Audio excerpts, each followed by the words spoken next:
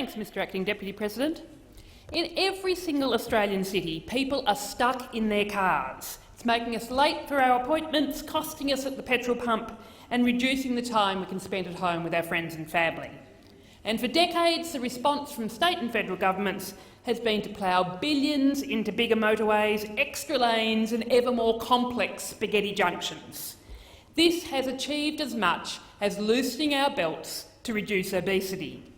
And the initial sigh of relief is always short-lived. From the Monash in Melbourne, the Mitchell Freeway in Perth, the M4 in Sydney, no matter how much the road is expanded, it inevitably clogs up. And with 18 million vehicles registered in Australia, there are no more notches left on our motorway belt. We have hit peak road. Something has got to give. It's simply not efficient to build more tollways. They drain government coffers and destroy communities. And the signs are there for all to see. The sooner we accept it, the easier it's going to be for everyone. You just have to look at the failure of the East-West Toll Road in Melbourne. This was a project that was going to rip through homes and parklands at the cost of $1 billion for every kilometre. And the Liberals kept the business case in a locked cabinet, and for good reason, because for every dollar spent on the project, Victorians would have seen a mere 45 cents benefit. But the community wouldn't stand for it. It was the people who won this campaign, with the Liberals losing what was dubbed by the former Prime Minister Tony Abbott as a referendum on East-West Link. Labor might have leapt to power in Victoria on the back of the Greens and the community's campaign against this toll road, but they don't seem to have learnt the lesson, announcing that they're pouring $400 million into adding more lanes to the Monash Freeway. It will inevitably become a 10-lane car park.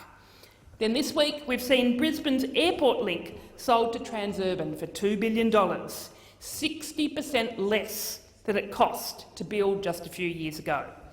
This loss of $2.8 billion comes off the back of a mess experienced since the start of this project by shareholders and every person paying tax. What a disgraceful waste. 4,000 kilometres away, the community is rallying against the Perth Freight Link, where the Liberals have once again underestimated the extent of the community outrage. And a very similar story is playing out in Sydney with the Baird government's secretive WestConnex motorway. The Greens will continue to stand with those who are protecting their homes, their wetlands and their parks until these bad projects are dumped. These governments must start making decisions in the interests of the people they represent, rather than the interests of the big motorway businesses. If they fail to do so, they will be thrown out.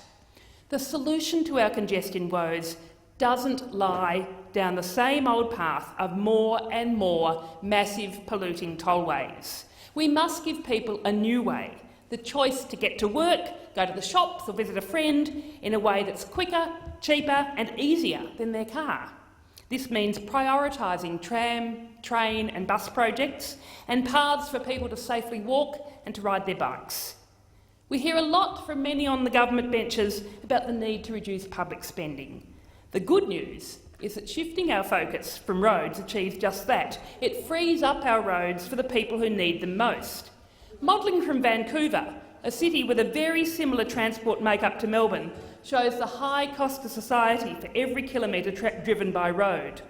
Travelling on public transport has a cost too, but it's a fraction of that of roads. In contrast, when someone walks or jumps on their bike, the health benefits provide a net gain to society as a whole. I'll repeat that. There are massive costs to society for every kilometre travelled by car, but big benefits to society for every kilometre walking or cycling.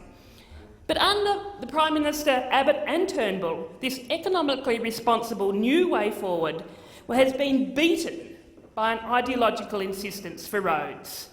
Turnbull may be good at taking selfies on trains, but that has not addressed the lack of transparency and waste that we're still seeing with toll road projects around the country. We must put this old way of thinking where it belongs, in the past, and make it quicker, cheaper and easier for all Australians to get around.